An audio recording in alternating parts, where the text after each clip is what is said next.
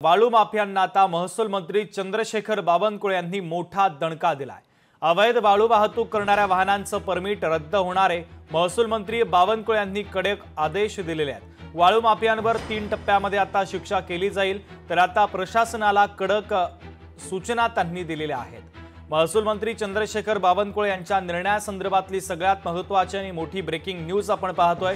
अवैध वाहतूक करणाऱ्या वाहनांचं परमिट आता रद्द होणार आहे। वाळू माफियांना हा दणका देण्यात आलेला आहे। महसूल मंत्री चंद्रशेखर बावनकुळे यांनी आता प्रशासनाला कारवाईचे कडक आदेश दिले, तर वाळू माफियांवर 3 टप्प्यामध्ये शिक्षा केली जाईल।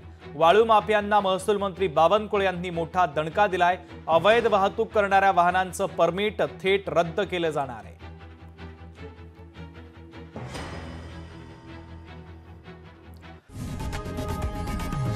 लोकशाही मराठी ऐका, पहा, जागरूक रहा।